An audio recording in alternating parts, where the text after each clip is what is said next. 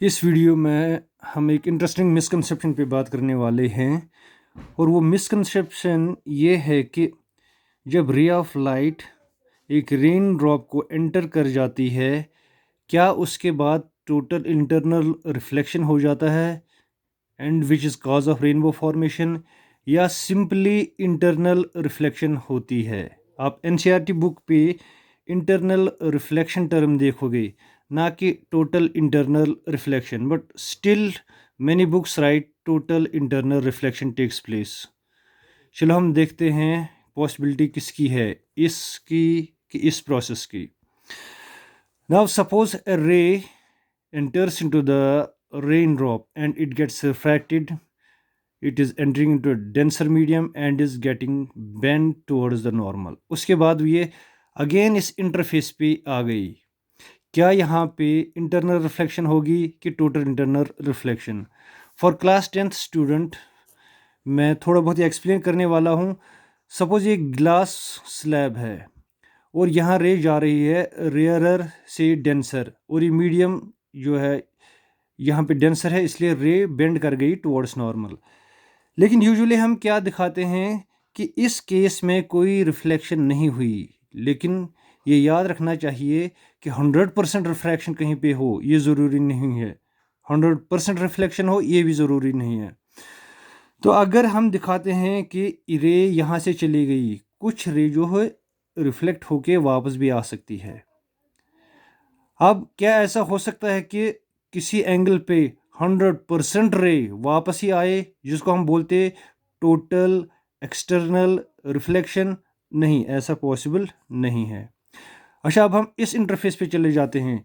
अगर रे डेंसर से ही रेयरर की तरफ चली जाए and it bends away from the normal, तो अगेन इस केस में अगर हम दिखाते हैं कि थोड़ी बहुत लाइट रिफ्रैक्शन कर गई, तो कुछ लाइट जो है रिफ्लेक्शन भी करेगी। अब क्या इस केस में पॉसिबल है कि हम इस एंगल को कुछ ऐसा सेट करें कि 100% लाइट जो है वापस ही चली आए, बाहर कोई लाइट ना चली जाए?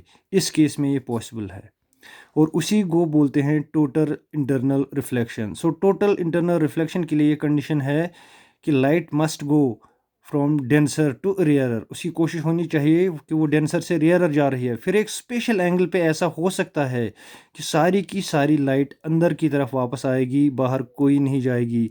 उस केस को बोलते हैं टोटल इंटरनल रिफ्लेक्शन। यहाँ पे भी लाइट जा रही है इस टाइम डेंसर टू रेयरर, जो रेन ड्रॉप है इससे बाहर जाने की कोशिश कर रही है। क्या यहाँ पे टोटल इंटरनल रिफ्लेक्शन होता है या internal reflection?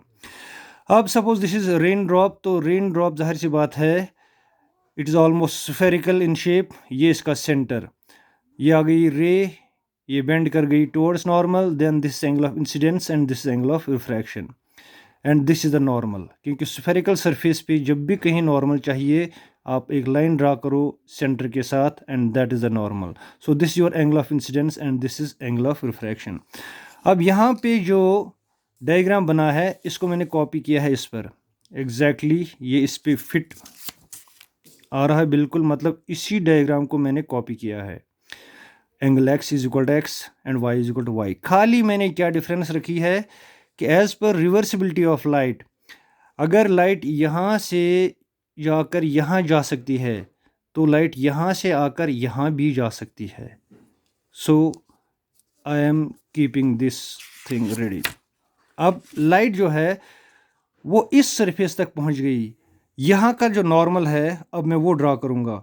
This is the normal at this point, इस इंटरफेस के इस पॉइंट पर यह नॉर्मल है। But this is radius, this also radius, the two radii will be same because they are radius of the same circle. इसलिए ये जो angle अगर y है ये भी y होगा, ये एंगल भी y ही होगा। अब हम देखते हैं कि अगर कोई रे इंटरफेस पे आ रही है एट एंगल y, वो कहाँ जाएगी? Now I am using this thing. तो ये डायग्राम साफ बोलता है कि रे can go out of the drop, तो रे बाहर जाएगी, मतलब सारी की सारी लाइट जो है अंदर वापस नहीं जाएगी, कुछ तो अंदर जाएगी which is responsible for formation of rainbow. ये लाइट फिर जाके फिर से बाहर निकल के हमारी आँख में आ जाती है, विच फॉर्म्स द रेनबो। लेकिन मसला ये है कि क्या यहाँ पे टोटल इंटरनल रिफ्लेक्शन हुआ? नहीं हुआ, because some of the light will come out of the drop. तो यहाँ पे जो लाइट बाहर आ रही है, this is actually which helps us to see the rainbow. जो पार्ट बाहर गई, इसका रेनबो में कोई कंट्रीब्यूशन नहीं है, इसलिए यूजुअली बुक्स ये नहीं दिखाती हैं। जो कोई भी ऑथेंटिक बुक है वो इस पार्ट को नहीं दिखाती है। इसी तरह से यहाँ से रे आ गई और एंटर कर गई, क्या इसका मतलब है कुछ भी रिफ्लेक्शन नहीं हुई? नहीं, यहाँ भी रिफ्लेक्शन हुई होगी, यहाँ भी रिफ्लेक्शन हुई होगी, लेकिन ये पार्ट रेनबो फॉर्मेशन में कोई पार्ट रोल नहीं, ये कोई पार्ट प्ले नहीं करेगी, इसलिए बुक्स इस पार्ट को भी नहीं दिखाती हैं। लेकिन यहाँ ना इसका मतलब ये है कि सारी की सारी लाइट जो है अंदर चली जाएगी, ना ये रे न दिखाने का मतलब है कि सारी की सारी वापस आ जाएगी। तो ये जो है internally reflected portion, this is responsible for formation of rainbow. So in formation of rainbow it is internal reflection which takes part, not total internal reflection. और दूसरी चीज़, क्या रेनबो देखने के लिए जिस ड्रॉप से लाइट पास हो रही है उसका स्टेशनरी होना ज़रूरी है कि वो एक ही जगह पे हो एटमॉस्फेयर पे? नहीं, एटमॉस्फेरिक टर्बुलेंसेस इतने हाई हैं कि कोई एक ड्रॉप अपनी जगह रहे, दैट इज़ इम्पॉसिबल। या कभी rain is falling, still you can watch rainbow.